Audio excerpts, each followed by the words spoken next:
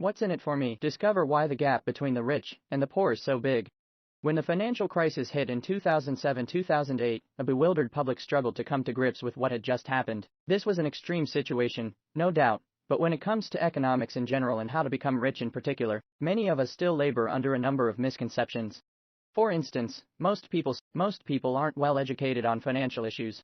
There are a number of different views of wealth, but one thing is certain: everyone wants to be wealthy. Unfortunately, schools teach people how to be poor instead. Modern education is designed to turn people into employees, taxpayers, and consumers. People often assume that education is the solution to poverty. If you study harder, you'll get a better job and earn more. You can't become wealthy without adequate financial education.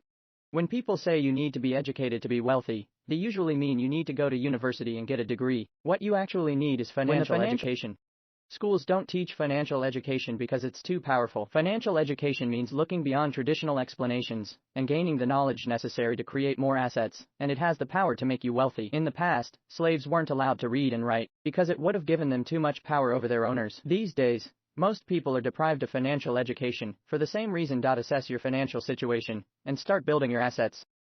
You might think it's easy to determine whether someone is rich or poor, but it's actually not that simple. You can still be poor even if you live in a nice house and drive an expensive car. If you want to change your financial situation, you first need to know where you stand. You need an income statement, where you write down your income and expenses, and a balance sheet, where you keep track of your assets and liabilities. Choose the future you want, then aim for it. As we've seen, having a degree doesn't necessarily make you wealthier. Financial education is the key to success. But where do you actually start studying? First, you need to figure out what kind of future you want for yourself. Remember, being wealthy isn't the most important thing in life. Some people are much happier working a 9-to-5 job for their entire life than tackling a high-powered career. Learn practical thinking skills through experience and practice. One of the biggest differences between rich and poor people is their intelligence, but it's not the kind of intelligence measured in school. You're considered smart in school if you have a good memory and learn to read and write quickly, but in the real world, different skills help you get ahead. For entrepreneurs, intelligence is all about handling risks and financial losses, learning from mistakes and staying level-headed. Entrepreneurs build their businesses from the ground up using practical skills that are much more important than remembering who the 36th president was. Don't be afraid of debt, go into it to create assets. Most people follow simple rules regarding debt: work hard, stay out of debt, and you'll be okay. But as an entrepreneur, debt might be your new best friend. Debt can actually be a powerful tool for gaining leverage. Most people assume that if they work harder, they'll earn more and become rich. In fact, the opposite often happens. They fall into a higher tax rate and earn even less. The American economic system is based on inflation and robs people of their wealth. The phrase, "the poor get poorer and the rich get richer," might sound like something from a cowboy film, but in the United States it's never been more true. Regular people are robbed of their wealth because the system is based on inflation. Inflation is certainly bad for the average person. It means the money they've worked hard to earn is suddenly less valuable. To make matters worse, inflation encourages people to put more of their money into their savings, but that's actually another cause of inflation. Here's why.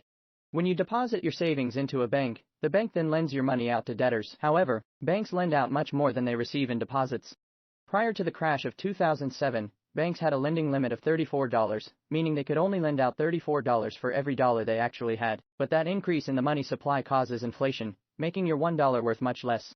This sort of wild lending periodically results in financial bubbles, which the monetary system then answers with bailouts. Bailout money is taken from taxpayers, meaning bailouts are actually built into the system. That's another way the current monetary system creates poverty. However, bailouts in a system of inflation are only harmful to the people who work for a paycheck: employees, freelancers, small businesses, and specialists. These are the groups that pay the highest taxes and tend to keep their savings in the bank. This is why the middle class is shrinking so quickly. In 1970, 50.3% of Americans earned a middle-class income, but by 2010, that figure had decreased to 42.2%.